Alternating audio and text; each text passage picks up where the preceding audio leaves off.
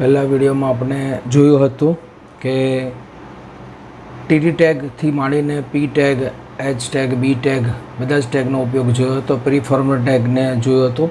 આપણે થિયરીની અંદર આપણે બીજા આગળના ટેગ જોઈએ. ચેપ્ટર નંબર 1નો બીજો પાર્ટ છે.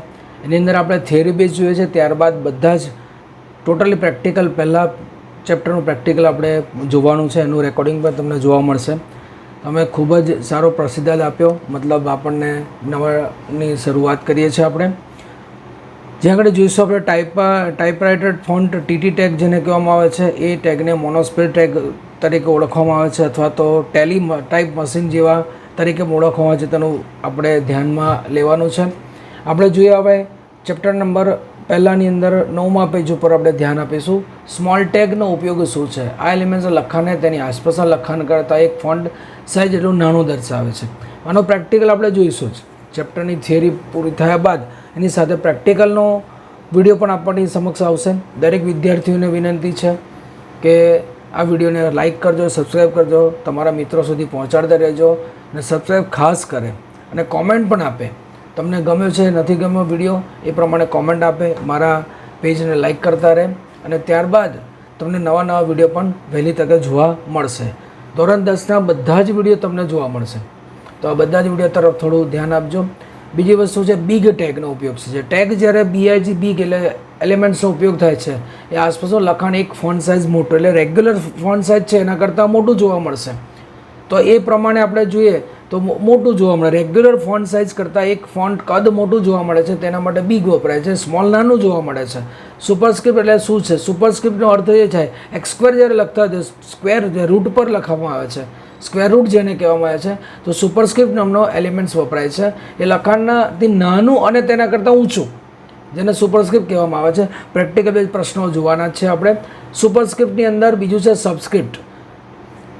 એના કરતાં ઉલટું, સુપરસ્ક્રિપ્ટ બધા થોડું ઉલટું જોવા મળશે આપણને. આ એલિમેન્ટ્સનું લખાણ તેની આગળના લખાણ કરતાં થોડું નાનું અને નીચે જોવા મળે છે. એટલે X2 જે જોવા મળે છે આપણે, એ H2SO4 બરાબર. આ જો H2O પાણીનું જે સૂત્ર છે H2O, તો Hની બાજુમાં 2S થોડો નીચે જોવા મળે છે. તેને સબસ્ક્રિપ્ટ કહેવામાં આવે છે. આ પ્રમાણેના એલિમેન્ટ્સ જોવા મળે છે. આ એલિમેન્ટ્સ બીજો એલિમેન્ટ છે. ટૂંકું લખાણ જ્યારે દર્શાવે તો એક્રોનિમ નામનો એલિમેન્ટ્સ વપરાય છે, જ્યાં ACRONYM જે ટૂંકું નામ, જ્યારે ટૂંકા નામ દર્શાવવાનું હોય ત્યારે આનો ઉપયોગ થતો હોય છે. DFN ટેગનો ઉપયોગ શું છે? તે એક ચોક્કસ પદ માટે પદને વ્યાખ્યાયિત કરે છે. ક્યુ ટેગ અવતરણ ચિહ્ન, જે ડબલ ઇન્વર્ટેડ કોમા લખવાના હોય કોઈ પણ શબ્દ કે વાક્યની અને ડબલ ઇન્વર્ટેડ કોમા હોય ત્યારે ક્યુ ટેગનો ઉપયોગ થતો હોય છે. ત્યારબાદ જોઈએ આપણે એન્કર ટેગનો ઉપયોગ શું છે જોઈશું. એન્કર ટેગ એટલે શું? પહેલાં આપણે એને ધ્યાનથી સમજી લઈએ. એન્કર ટેગનો ઉપયોગ શું છે? તો એન્કર ટેગ શું છે? કોઈ પણ લખાણ ને બીજા લખાણ સાથે જોડાણ કરવું છે, બીજી ફાઇલ સાથે જોડાણ કરવું છે. આપણા એક શબ્દને બીજા ફાઇલ સાથે જોડાણ કરવું હોય ત્યારે આ ટેગનો ઉપયોગ થાય છે, જેને એ ટેગ તરીકે ઓળખાય છે. એન્કર ટેગ તરીકે આપણે લઈએ છીએ. આગળ આપણે પ્રેક્ટિકલ બેઝ જોતા જઈશું. પ્રેક્ટિકલ અને થિયરીના બંને પાર્ટ તમને જોવા મળશે. જ્યારે તમે આ વિડીયોને જુઓ છો તો લાઇક કરતા રહેજો, સબસ્ક્રાઈબ કરતા રહેજો અને માજલપુરમાં શ્રીજી કમ્પ્યુટર ક્લાસીસ 25 વર્ષથી ક્લાસીસ છે અમારા છે. સૌથી જૂના ક્લાસીસ છે. તમે વહેલી તકે મુલાકાત લઈ, 1લી તારીખથી અમારો ક્લાસ શરૂ થાય છે, તો તમારે એનરોલમેન્ટ કરાવી દેવું ક્લાસની અંદર. તો આગળ આપણે વિડીયોને આગળ જોતા જઈએ. તો આ લખાણની અંદર લખાણ અને તેના સ્વરૂપ નિયંત્રણ કરતા અક્ષરો ઉપરાંત લખાણને સંબંધિત વધારાની માહિતી પણ જરૂરી પડે. તો લખાણની સંબંધિત માહિતી બીજા ફાઇલ સાથે જોડાણ કરવું હોય ત્યારે એન્કર ટેગનો ઉપયોગ થતો હોય છે. અને તે ટેગ, આવા ટેગ અક્ષરો કે શબ્દ સમૂહ અલગ રંગથી, સામાન્ય રીતે ભૂરા રંગથી નીચે લીટી દોરેલી હોય છે. એ પ્રમાણે જોવા મળે છે, જેને આપણે હાઇપરલિંક કહેવાય છે. હાઇપરલિંક એટલે શું? તો તમારો શબ્દ અથવા તમારું વાક્ય કે તમારી ફાઇલ એ બીજા ફાઇલ સાથે જોડાયેલી હોય ત્યારે એને હાઇપરલિંક તરીકે ઓળખવામાં આવે છે. હાઇપરલિંક કરતી વખતે તમારી ફાઇલ જ્યારે હાઇપરલિંક કરેલી છે કોઈ ફાઇલ કોઈ શબ્દ સાથે કે વાક્ય સાથે, તો ત્યાં જતાં આપણને હાથ આકારનો એક ચિહ્ન જોવા મળે છે. મતલબ આપણું હાઇપરલિંક થયેલું છે, ભૂરા કલરમાં હોય, નીચે અંડરલાઇન કરેલી હોય, આ તમને જોવા મળે. એક મને ક્વેશ્ચનો પૂછાય છે. અહીં આગળ જોઈશો એ હર્ફ નામનો ટેગ વપરાય છે. એ નામનો ટેગ છે જેને એન્કર ટેગ તરીકે ઓળખાય છે. HREF હર્ફ એટલે શું છે કે ને એ હર્ફનો અર્થ એ છે કે આપણે એ શબ્દ કે વાક્યને જોડાણમાં લઈએ છીએ, ત્યાં URL મૂકવામાં આવે છે. જે કંઈ ફાઇલનું URL હોય છે કે એડ્રેસ હોય છે ત્યાં મૂકવામાં આવે છે અને ત્યાં આગળ એક શબ્દ વચ્ચે લખ્યા હોય, કોઈ પણ શબ્દ લખીશું, click the visit theory of the રેમ્બોની થિયરી સાથે જોડાણ કરો છો, એ જોડાણ સાથે જોવા મળે છે. આપ જોઈ રહ્યા છો, મારા વિડીયોને લાઇક કરતા રહેજો, સબસ્ક્રાઈબ કરતા રહેજો અને ત્યારબાદ તમારા મિત્રો સુધી પહોંચાડતા રહેજો. આ મારા વિડીયોને તમારી સમક્ષ મૂકી રહ્યો છે, ફ્રી ઓફ કોસ્ટ છે, બરાબર. તો બધા જ ચેપ્ટર તમને જોવા મળશે. સહેલામાં સહેલું તમને પ્રેક્ટિકલ બેઝ થઈ જશે, થિયરી પણ સહેલામાં સહેલી થઈ જશે. ચેપ્ટર વાઇઝ તમને પ્રશ્નો જે પૂછાય છે એ પ્રશ્નો તરફ ખૂબ જ ધ્યાન લેવાનું છે. ધોરણ 10માં કમ્પ્યુટર સબ્જેક્ટ ખૂબ જ સહેલો છે, કોઈ જ પ્રોબ્લેમ આવ્યો નથી. તો આપ સૌને વિનંતી છે કે કમ્પ્યુટર સબ્જેક્ટ પસંદ કરી અને 10મા ધોરણમાં અંદર ક્લાસીસ જોઈન કરશો. અમારા શ્રીજી કમ્પ્યુટર ક્લાસીસ માજલપુરમાં આવેલા છે અને એ ક્લાસીસ જોઈન કર્યા બાદ તમને પ્રેક્ટિકલ અને થિયરી બેઝ પણ તમને શાંતિથી સમજવા મળશે. મતલબ કે ખૂબ જ અનુભવી ટીચરો દ્વારા તમને 10મા ધોરણનો કોર્સ સંપૂર્ણ પૂરો કરવામાં આવે છે. આગળ જોઈએ આપણે રેમ્બો આપણે મૂક્યું છે આગળ click the visit of the theory. તો આ અંડરલાઇન કરેલી છે. અંડરલાઇનની સાથે જ્યારે કર્સર લઈ જતાં તમને શું છે હાઇપરલિંક જોવા મળે. તમે પ્રેક્ટિકલમાં જોશો, જો હાઇપરલિંક કરેલા એક શબ્દ છે અથવા તો જે કંઈ ને હાઇપરલિંક કર્યું છે, તો જો રેકોર્ડિંગમાં તમે જોવા મળશે હાથનું ચિહ્ન જોડે ફર્સ્ટ પેજ એ લિંક કરેલું છે, બીજા આગલા પેજ સાથે બીજા પેજને લિંક કરેલું છે, માટે તમને આ પ્રમાણે હાથનું ચિહ્ન જોવા મળશે, જેને હાઇપરલિંક કહેવામાં આવે છે, યાદ રાખજો. ત્યારબાદ આપણે જોઈશું હાઇપરલિંક કરેલા દસ્તાવેજને પૂર્ણ સંબંધિત સરનામું. ત્યારબાદ હાઇપરટેક્સ્ટ તરીકે ઓળખાય છે. HTML હાઇપરટેક્સ્ટ માર્કઅપ લેંગ્વેજ છે, એકમાંના ક્વેશ્ચનમાં પૂછાતી હોય છે. આ પ્રેક્ટિકલ બેઝ આખો પ્રશ્ન છે. ત્યારબાદ જે આપણે હાઇપરલિંક એક દસ્તાવેજમાં હાઇપરટેક્સ્ટ બનાવીને તેને અન્ય દસ્તાવેજો સાથે સાંકળી 2 HTML દસ્તાવેજને જોડવાની રીત છે. 2 HTML દસ્તાવેજ સાથે એક પેજને બીજા પેજ સાથે જોડાણ કરવું, એના માટે આપણે શું વપરાય છે હાઇપરલિંક કરેલી જોવા મળે છે. એક શબ્દ અથવા વાક્ય દ્વારા જોડાણ કરી શકાય છે. આવા વેબ પેજ દર્શાવેલ માહિતીને નિયત સ્વરૂપે જ રજૂ કરતા હોય તેને સ્ટેટિક વેબ પેજ તરીકે પણ ઓળખવામાં આવે છે. શું કહેવાય છે? Static web page. એટલે HTML ભાષાએ સ્ટેટિક વેબ પેજની રચના કરી શકે છે. જ્યારે સ્ટેટિક વેબ પેજ કરતાં ડાયનેમિક વેબ પેજ બનાવવું હોય ત્યારે આપણે જાવાસ્ક્રિપ્ટનો ઉપયોગ કરીએ છીએ, જે ધોરણ 12ની અંદર આવવાનું છે. માટે આપણે ધ્યાનમાં લેવાનું, 10મા ધોરણના વિદ્યાર્થીઓ ખાસ ધ્યાનમાં લેવાનું કે ધોરણ 10માં જો પ્રેક્ટિકલ બેઝ ન ક્લિયર કર્યો તો આપણે 12મામાં એ આપણને ઇઝી પડતું નથી, 12મામાં થોડું હાર્ડ પડે છે. માટે દરેક વિદ્યાર્થીઓ 10મા ધોરણથી જ પ્રેક્ટિકલ બેઝ અને થિયરી બેઝ બંને અંદર ક્લિયરિટી લાવવી જરૂરી છે. જ્યારે આપણે હાઇપરલિંક કરેલું હોય છે અને એ ફાઇલ પૂર્ણ સરનામું આપવાને બદલે આપણે માત્ર ફાઇલનું નામ આપ્યું છે, એ માત્ર ફાઇલનું નામ જ દર્શાવે ત્યારે જઈ શકે. ત્યારે શું છે, એક જ ફાઇલમાં અથવા એક જ પેજમાં અથવા એક જ ફોલ્ડરમાં હોય ત્યારે આવું શક્ય બને છે. જો એક પેજમાં ન હોય તો આપણે એને પૂર્ણ સરનામું આપવું પડે છે. પૂર્ણ અને સંબંધિત સરનામું આપીએ છીએ, જેમાં અન્યને બોલાવવામાં આવે છે.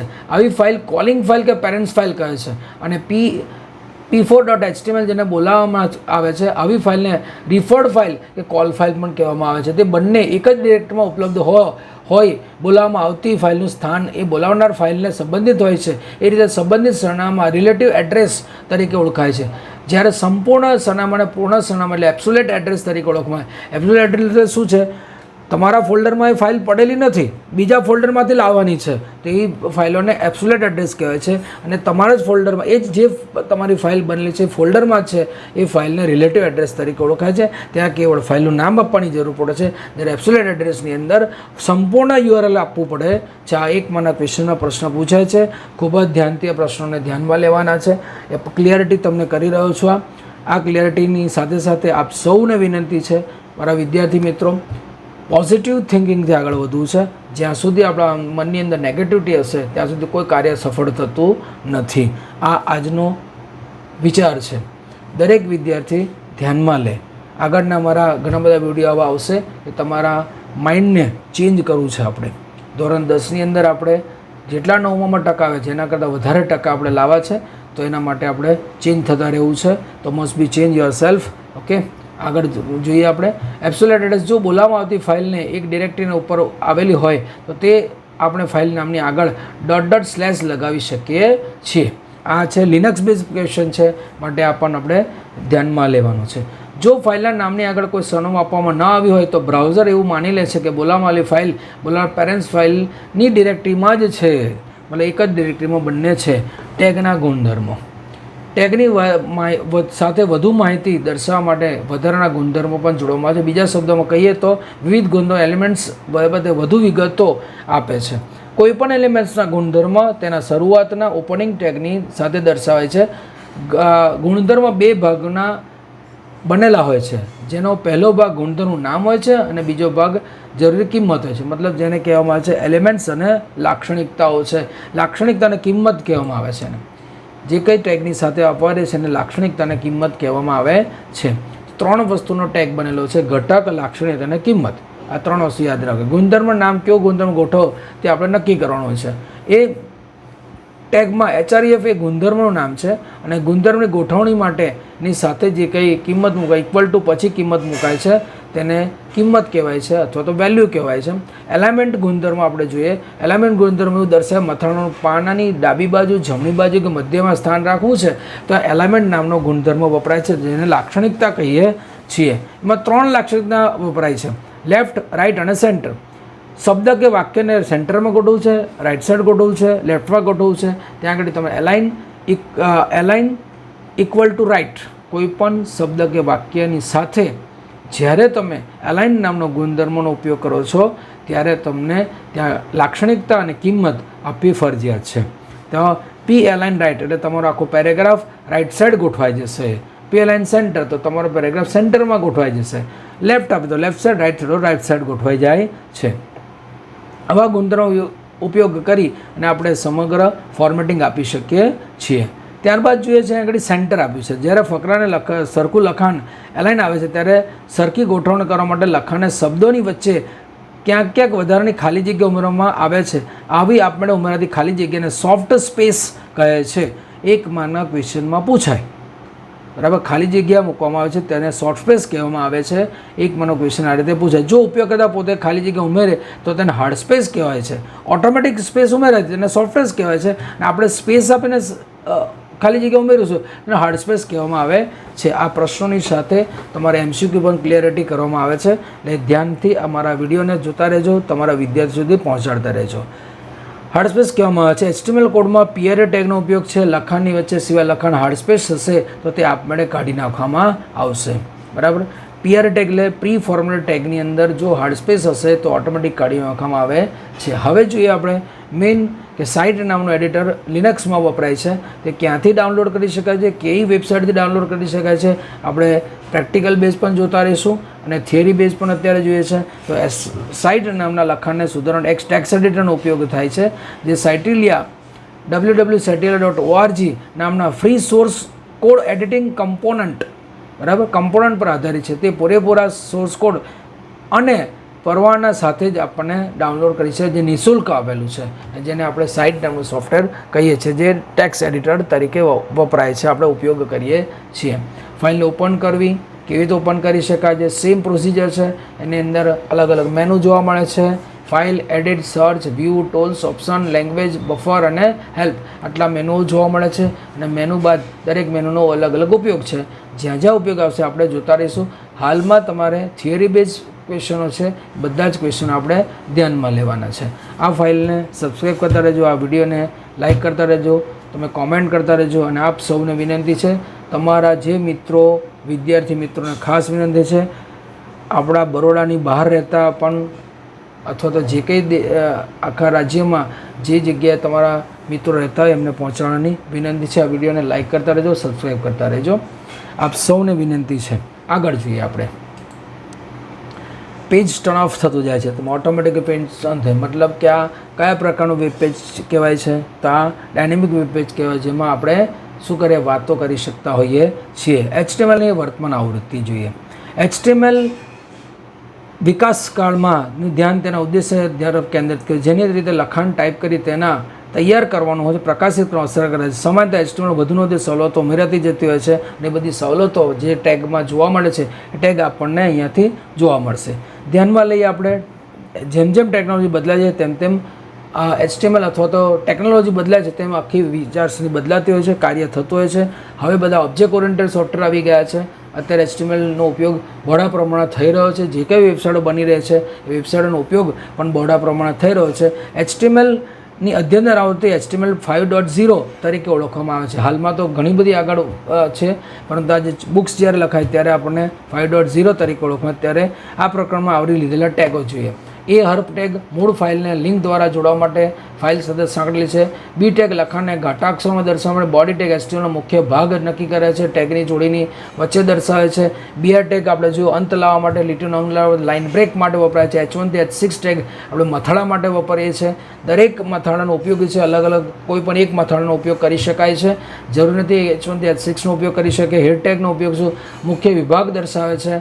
HTML ટેગનો ઉપયોગ દસ્તાવેજને આવરી લે છે. શરૂઆત HTML થાય, પૂર્ણતાર /HTML થાય છે. આઈ ટેગ એટલે ત્રાંસા લખવા માટે, ઇટાલિક કરવા માટે.